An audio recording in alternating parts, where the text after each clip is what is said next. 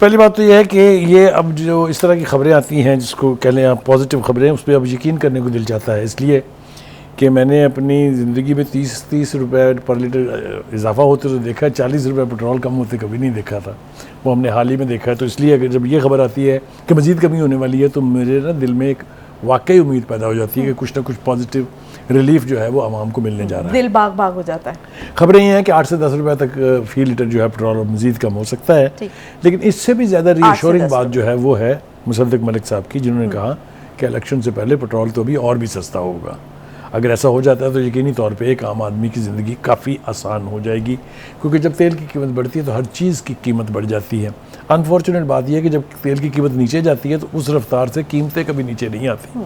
लेकिन all said and done, ये तो डेली यूज़ की आइटम है ना। घर से जिसने स्कूटर पे निकलना है, जिसने रिक्शे में बैठना है, जिसने बस में बैठना है, सब अफेक्ट होती है। लेकिन डॉक्टर मुसद्दिक मलिक ने इलेक्शन का जिक्र क्यों किया है? मतलब इलेक्शन से पहले का लेकिन अब ज़्यादा टाइम नहीं है ना इलेक्शन में। देखें ना, अगर ये पेट्रोल की कीमत एक दफ़ा 8 से 10 रुपये कम हो जाती है, फिर 15-20 दिन का गैप और आ जाएगा, तो will be getting close to the election. तो एक तो इस बात में ये लॉजिक है। दूसरी जो बात है वो ये है कि कब होगा, ये हुकूमत करेगी या आने वाली हुकूमत करेगी, ये मेरे ख्याल से अभी सवालिया निशान है। ठीक। लेकिन देखें, बात यह है कि जो एनर्जी क्राइसिस हमारा है उसमें पेट्रोल एक एलिमेंट ज़रूर है, लेकिन उसके अंदर गैस भी बहुत बड़ा एलिमेंट है। और इस बार से जो हम बात कर रहे थे, जो हमने बात करनी भी है अभी, वो है ईरान गैस पाइपलाइन। और ईरान में हमारा इस वक्त एक वफ्द भी मौजूद है। ठीक है जी। वो वफ्द जो है वो कहते हैं ना, देर हुई कुछ बायसे ताख़ीर भी था, हुई ताख़ीर तो कुछ बायसे ताख़ीर भी था, लेकिन इट इज़ बेटर। और दूसरा कहते हैं it is better late than never.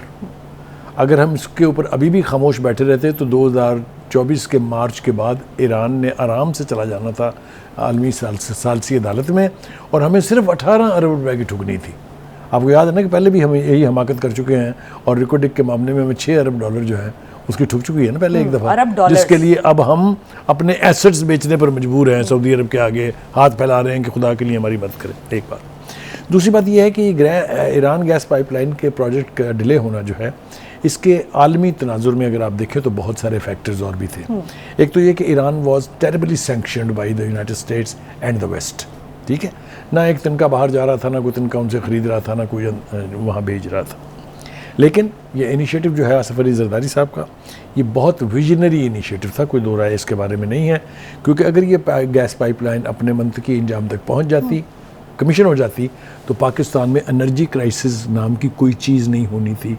आप जितनी चाहते बिजली इससे पैदा कर सकते थे, जो आपकी नेशनल रिक्वायरमेंट से भी ज़्यादा होती, और गैस आपके यहाँ कोई लोड शेडिंग का नाम भी ना हो। लेकिन हर मंसूबा हमारा ताख़ीर का शिकार हो जाता है।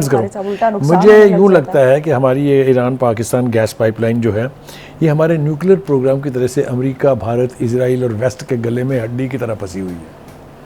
कोई नहीं चाहता इनमें से कि ये अपने यानी ये मुकम्मल होने की तरफ जाए। दुनिया के इसमें 3 फ़ायदे हैं। पहली बात तो ये है कि दुनिया ये चाहती है कि ईरान के साथ पाकिस्तान के ताल्लुकात कभी मुस्तहकम ना हों।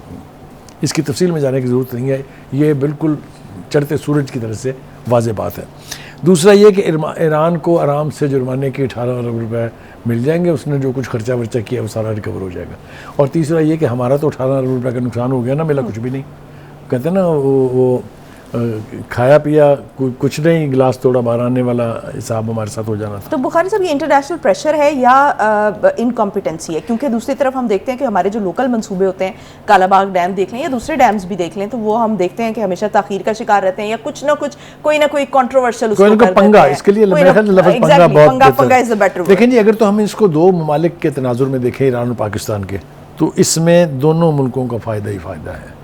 लेकिन अगर हम इसे आलमी पस मंज़र में परखें तो फिर that is where the problem is. पहले भी रहा है और अब भी जो है वो रहेगा। अब 2 रास्ते हैं हमारे पास। अच्छा, एक तो ये कि अमेरिका मान जाए कि अच्छा ठीक है भाई, कर लो जो करना है आपने, और दूसरा ये कि ईरान को मना लें हम कि भाई जुर्माने से हमारी जान छोड़े, हम इसको अपने इलाके की भी मुकम्मल कर लेते हैं। ये इवेंचुअलिटीज़ हैं जो अगर होंगी ही तो ये प्रोजेक्ट जो है अपने मंतकी अंजाम। तो क्या ईरान ये करेगा? देखिए, ईरान के साथ हमारे ताल्लुकात जो हैं वो देरीना भी हैं, लेकिन उनके अंदर पिछले कोई 10 साल के बीच ऊंच नीच जो है वो होती रही है, और उसकी बहुत सारी वजूहात हैं। एक तो ये कि हम अमेरिका के जो एलाइज रहे हैं, इसलिए एक वक्त में ईरान हमसे नाला रहा है। अभी जब सऊदी अरब के ताल्लुकात अमेरिका के साथ ठीक नहीं थे तो वो उससे भी वो नाला थे। लेकिन मेरा ख्याल ये है कि बेटर सेंस मस्ट प्रिवेल। जिस तरह का डेलीगेशन गया है और जो उसके पास मैंडेट है, मुझे लगता है कि वो कुछ ना कुछ करके आएंगे। लेकिन बुखारी साहब, हर जो कंट्री है उसका अपना एक सेल्फ इंटरेस्ट होता है, और इस वक्त तो इस सूरत में उनको फ़ायदा नज़र आ रहा है कि 18 अरब डॉलर मुफ्त में मिल जाएगा, तेल भी नहीं देना, और मुफ्त में जो है वो जुर्माने की सूरत में बल्ले बल्ले हो जानी है। क्या ये उन मुस्लिम ममालिक के इंटरेस्ट में नहीं है कि इजराइल जो है वो एक्सपैंड ना करे, अपनी हदूद में रहे? क्या उनको ये मालूम नहीं है कि अगर गज़ा पे कब्ज़ा होता है तो कौन से मुल्क गैर महफूज हो जाएंगे? सबसे पहले इजिप्ट। तो ये जो मुफाद है ना, वो ख़ुद को ही अजीज़ होता है, दूसरे उसको कोई अजीज़ रखने के लिए तैयार नहीं होते।